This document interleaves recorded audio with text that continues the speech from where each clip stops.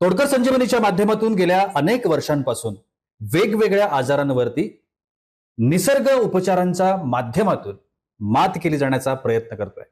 गेल्या अनेक वर्षांपासून तोडकर संजीवनी काम करत आहे आणि महाराष्ट्रातल्या वेगवेगळ्या भागांमध्ये तोडकर संजीवनीची सेवा उपलब्ध आहे।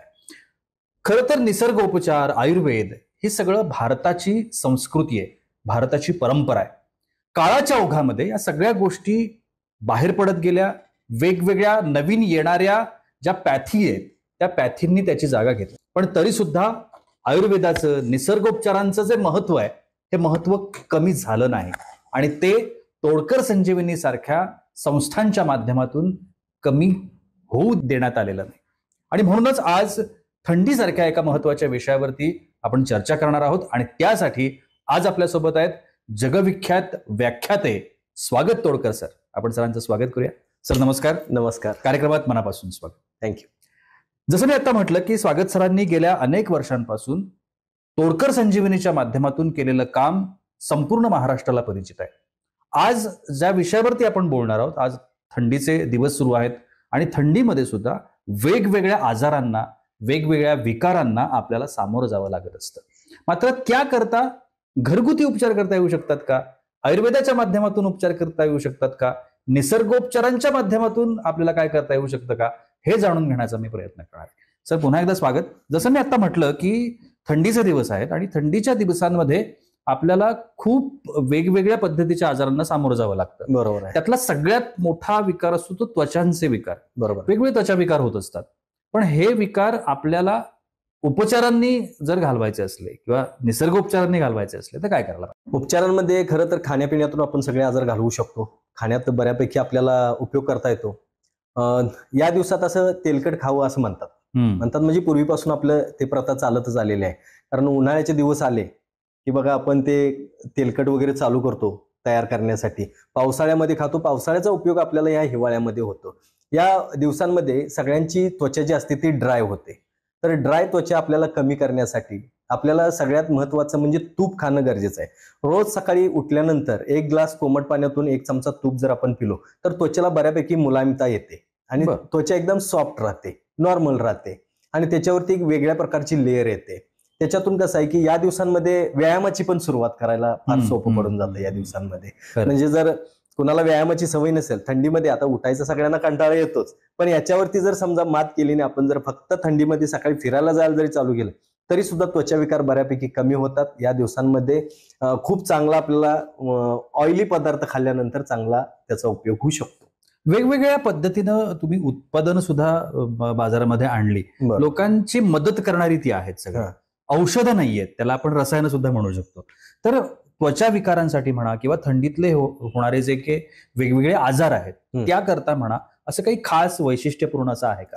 हो आहे की। या दिवसांमध्ये, थंडीच्या दिवसांमध्ये त्वचा मुलायम राहण्यासाठी, त्वचाला ग्लो येण्यासाठी किंवा त्वचा टोटली निरोगी राहण्यासाठी आपल्याला तोडकर संजीवनीनं एक मंजिष्ठा ग्लो म्हणून आहे, आपण मार्केटला आता सध्या अवेलेबल आहेच। पण हे घेतल्यानंतर याच्यात ना वेगवेगळ्या म्हणजे गुलाबांच्या पाकळ्या असतील, बऱ्यापैकी म्हणजे सगळंच आम्ही यूज केले। गुलाबांच्या पाकळ्या आहेत, त्याच्यात स्ट्रॉबेरी आहे आणि विविध मंजिष्ठा आहे। अशा विविध वनस्पती आम्ही ज्या वापरलेल्या आहेत त्या वनस्पतींपासून आम्ही हे मंजिष्ठा ग्लो तयार केलेला आहे आणि घेण्याची पद्धत सुद्धा खूप सोपी ठेवलेली आहे। आम्ही जे काय एक ग्लास पाणी घ्यायचं, त्याच्यात ती एक आम्ही टॅबलेट जी तयार केलेली आहे ती टाकल्यानंतर ती 1-1.5 मिनिटामध्ये पूर्ण विरघळून जाते आणि विरघळल्यानंतर त्याच्यामध्ये एक सरबत तयार होतो। हा सरबत जर घेतला तर तुमची त्वचा तर गुलाबी होईल, त्वचेला ग्लो येईल, पण या दिवसांमध्ये ओठांचं फाटणं किंवा चेहऱ्यावरती बऱ्यापैकी बघा एक राखेसारखा जो असतो, तर असं आपल्याला पावडर आल्यासारखं जे होतं किंवा बरंच लहान मुलांना तरी खूपच होऊन जातं, तर ही तटतटणारी त्वचा म्हणतो आपण, तर ही कट होणारी त्वचा ही आपण त्या मंजिष्ठा ग्लो मधून वाचवू शकतो, चांगली ठेवू शकतो। बऱ्यापैकी या दिवसात गुलाबाच्या पाकळ्यांनी समजा आता पाणी जर आपण आंघोळीला पाणी जे घेतो त्यात जर गुलाबाच्या पाकळ्या टाकून जर समजा आपण जर आंघोळ केली तर बऱ्यापैकी इचिंग होणारं किंवा टाचांचं फुटणं वगैरे असेल किंवा त्वचेवरती अन्य काही जंतू, विषाणू जे आपल्याला अटॅक करत असतात हे गुलाबाच्या पाकळ्यातून निघून जातात।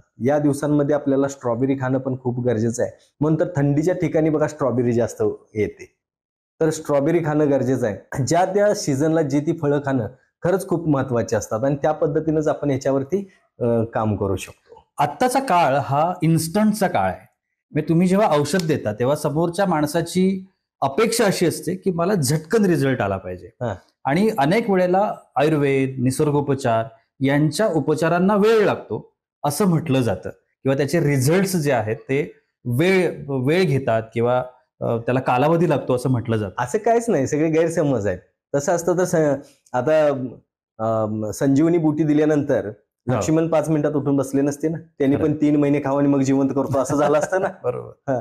तर इन्स्टंट आहे हे पूर्वीपास आहे. आपल्याला फक्त काय झालं की आपल्या मनात बरेच गैरसमज आहेत आयुर्वेदाबद्दल, निसर्गोपचाराबद्दल.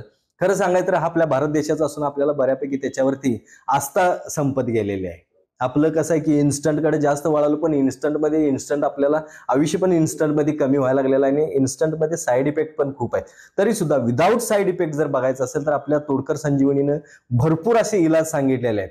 त्या तोडकर संजीवनीच्या इलाजांमध्ये आपण ह्या सगळ्या गोष्टी करू शकतो. कारण तोडकर संजीवनीचं एकच आहे, कमी वेळेत, कमी खर्चात, कमी वेदनेत लगेच बरे व्हा तुम्ही. आणि आज आमच्याकडे अशी लाखो उदाहरणं आहेत. आजपर्यंत आम्ही 7 लाखांहून जास्त लोकांच्यावरती उपचार केलेले आहेत. त्यामध्ये असे सर्दी, खोकला आणि हे तुमचं त्वचा विकार तर खूप किरकोळ आहे तो आणि खूप इन्स्टंट आहे. आता जर तसंच बघायला गेलं तर टाचा वगैरे फुटतात बघा. हो, टाचा फुटतात, ह्या इन्स्टंट कमी होत नाहीत. तुम्हाला एका रात्रीत नाही म्हणलं तर 50% बरं होऊ शकतात एका रात्रीत.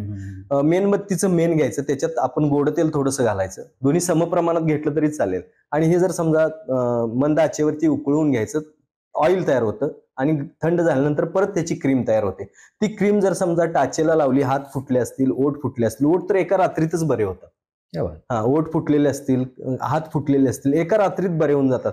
टाचा तर खूप फुटलेले असतात या दिवसांमध्ये, तर टाचा फुटलेल्या एका रात्रीत 50% कमीत कमी बऱ्या होऊन जातात. ह्याच्यापेक्षा इन्स्टंट काय पाहिजे आपल्याला. आणि कुठल्याही प्रकारचा खर्च बघा की मेणबत्ती, मला वाटते मेणबत्ती अगदी 5 रुपयाची आणली तर त्यातली 1 रुपयाचीच वापरावी लागेल तुम्हाला. आणि 1 रुपयाचं तेल, 1-2 रुपयाचं तेल, 3-5 रुपये दरा, 10 रुपये खर्च जरी पकडला अगदी आपल्या मंद आचे सकेट, त्याच्या सहित जर समजा पकडला तर 10 रुपयामध्ये आपण एवढी क्रीम तयार करू शकतो की पूर्ण आपण जो आता थंडीचा सीझन आहे ना, सगळ्या 10 रुपयामध्ये सगळे बरे करू शकतो.